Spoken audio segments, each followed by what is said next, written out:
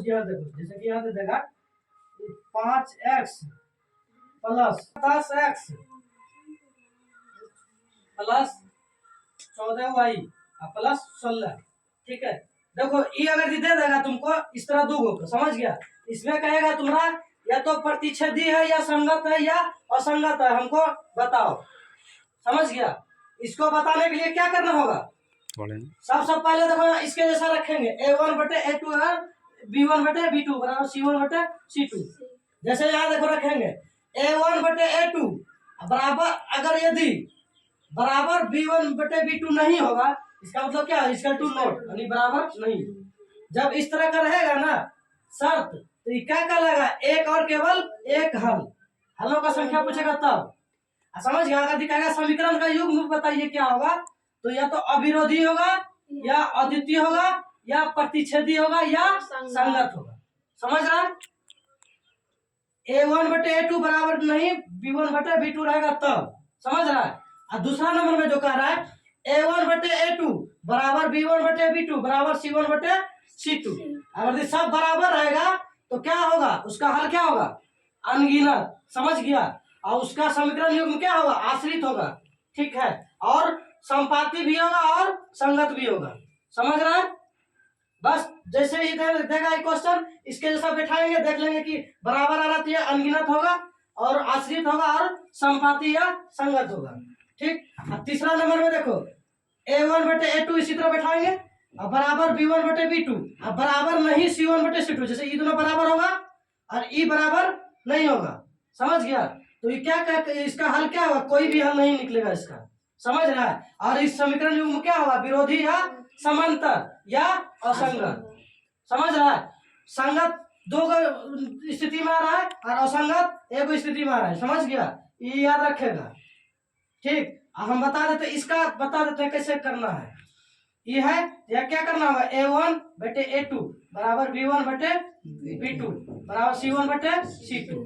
ये जो ये है a1 आई है a2 आई है a1 ये है b1 b2 b3 होगा, आई है c1 आई है a2 आई है b2 आई है c2।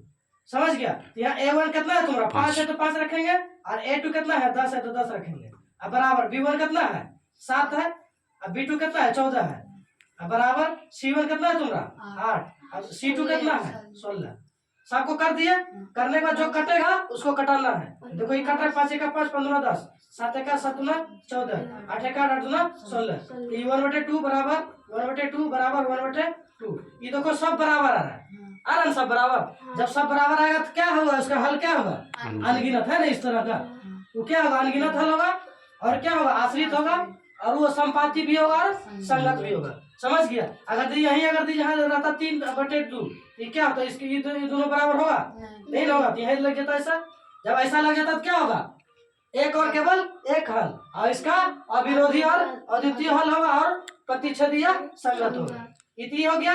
ये ऐसा रहता, ये रहता 3/2 यहाँ, ये दोनों बराबर है और ये बराबर अगर नहीं रहेगा, जैसे यहाँ एक रहेगा, यहाँ एक रहेगा 1/2 1/2, ये दोनों बराबर है, लेकिन यहाँ 3/2 है तो ये दोनों बराबर नहीं है ना, फट से ऐसा कर देंगे। समझ गया। जब ऐसा स्थिति आएगा तो क्या है, इस 3 नंबर में a1 बटे a2 बराबर b1 बटे b2, अब बराबर नहीं c1 बटे c2, तो इसका हल क्या होगा, कोई हल नहीं। समझ गया। और इस समीकरण युग्म क्या होगा, विरोधी और समांतर और असंगत। समझ गया। इस तरह का क्वेश्चन रहेगा तो कोई टेंशन नहीं, फॉर्मूला भी समझ में आ गया पूरा। ठीक। उसके बाद इसमें देखो ये आ जाता है मूल निकालने पर फॉर्मूला।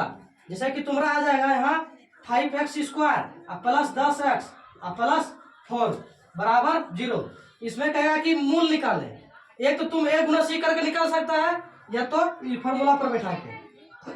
जैसे यहाँ a बराबर यहाँ 5 दे देगा, b बराबर यहाँ कितना देगा, यहाँ 10 देगा, और c बराबर 4 देगा।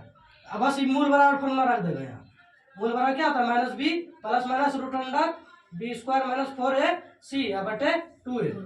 यहाँ माइनस का माइनस, b के जगह 10 देगा, और प्लस माइनस रूट अंडर 10 का होल स्क्वायर और माइनस 4 गुना a कितना है तुम्हारा 5, और c कितना है 4 बटे 2a, तो 2a कितना है 5।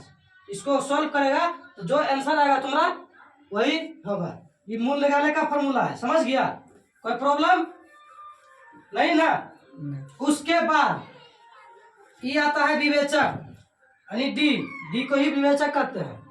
कहेगा कि क्वेश्चन में जैसे इस तरह दे देगा फॉर्मूला क्वेश्चन, जैसे यहाँ 5x plus 10x 10y plus क्या दे देगा, कुछ भी दे देगा, 5 दे देगा बराबर 0।